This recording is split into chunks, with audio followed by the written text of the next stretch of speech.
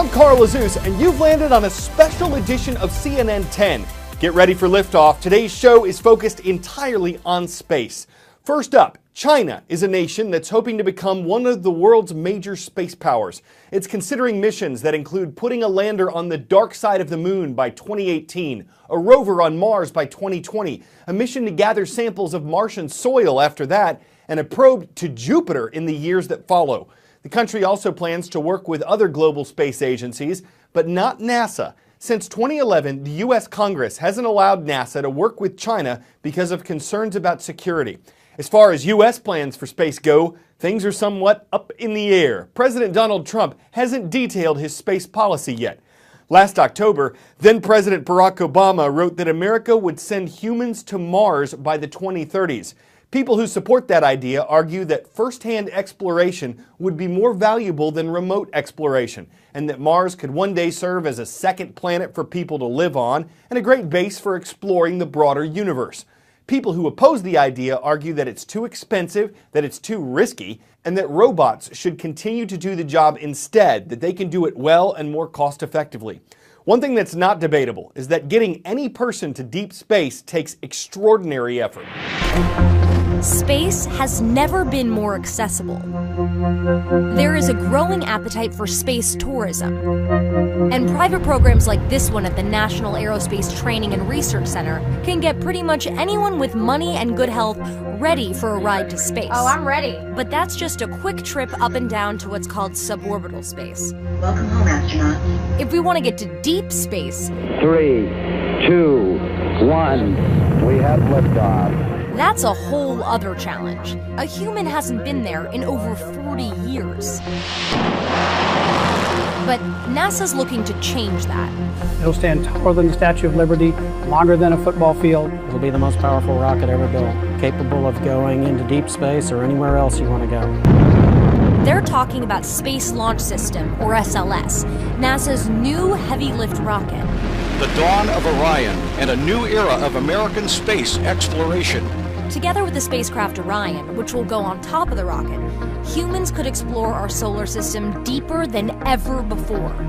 There's only 2 of us right now in here, and you're saying this thing could fit up to 6. And we got an inside look at what that new spacecraft looks like. Could we even survive 21 days as the 2 of us? It'd be wild, yeah. Orion will take up to 6 astronauts into deep space for 21 days. How is Orion outfitted to get us to deep space? State-of-the-art heat shield to protect the crew on entry, parachute systems, a very lightweight system. So Orion is, over 40% composites, which means it's light. One of the things special about Orion is the size. So 4 people in 21 days gives you a lot of capability, whether it's exploring an asteroid or on the surface of a planet. And why 21 days?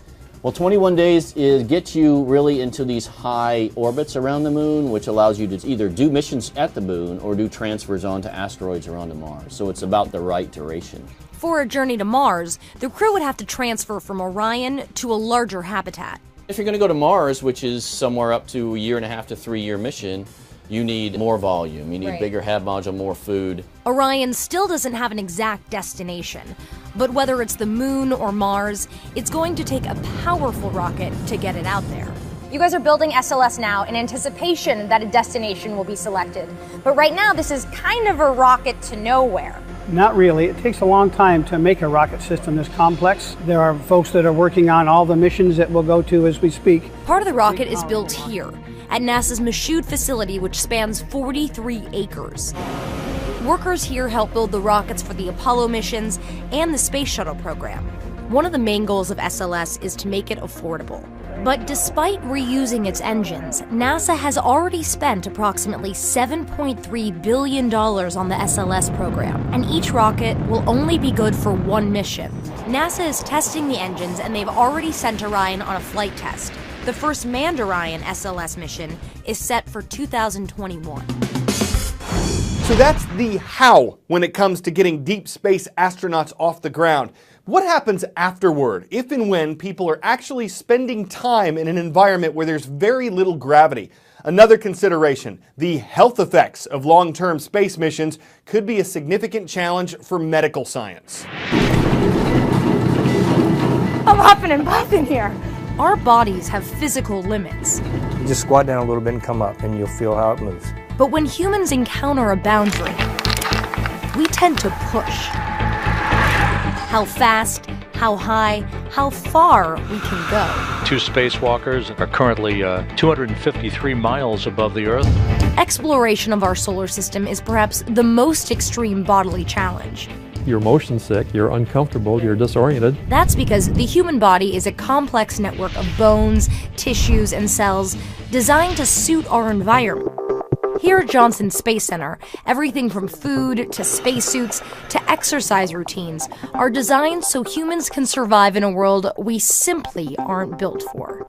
What happens to your body when you're in space? As soon as you arrive in weightlessness, the fluids start shifting in your body. Your organs of balance in your inner ear immediately sense there's no gravity pulling down on them anymore. All of your joints and your muscles also sense that. We know about these effects because humans have been consistently living in space for over 15 years on board the International Space Station. That can be somewhat.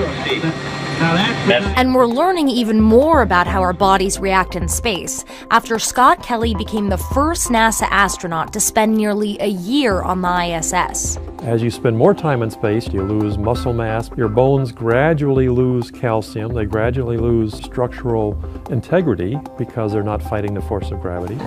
It sounds simple, but exercise is one of the most important activities for astronauts.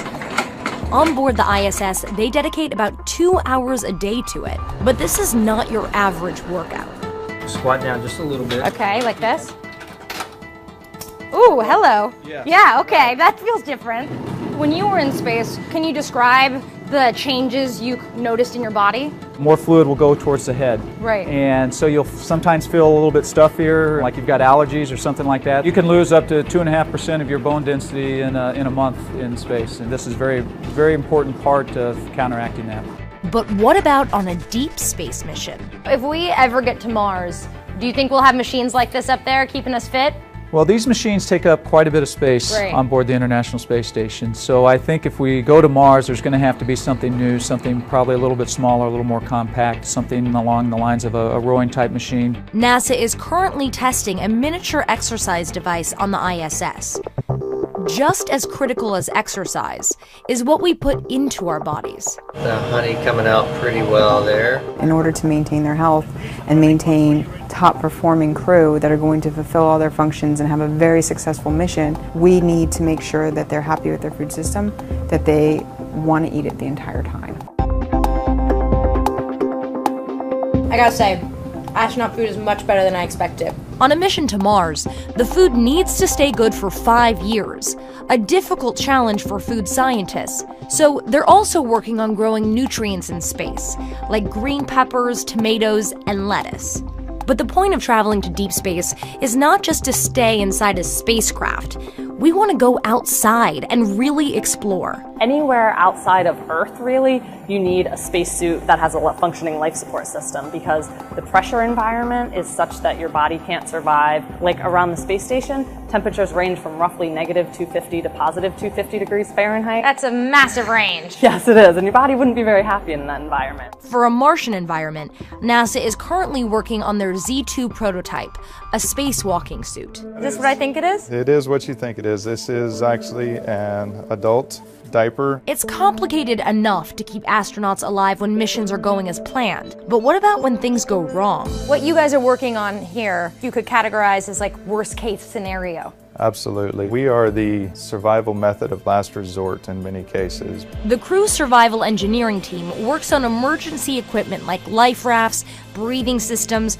protective suits, even the diapers astronauts would put on during a catastrophic event. The urine will actually turn to ammonia over the matter of a couple of days, which is toxic to the crew. Everything has to be considered because there's people's lives on the line.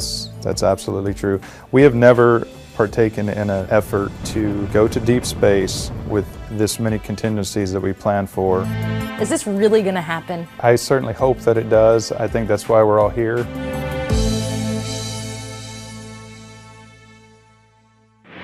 We hope you found today's show out of this world. CNN 10 will resume its daily news coverage tomorrow.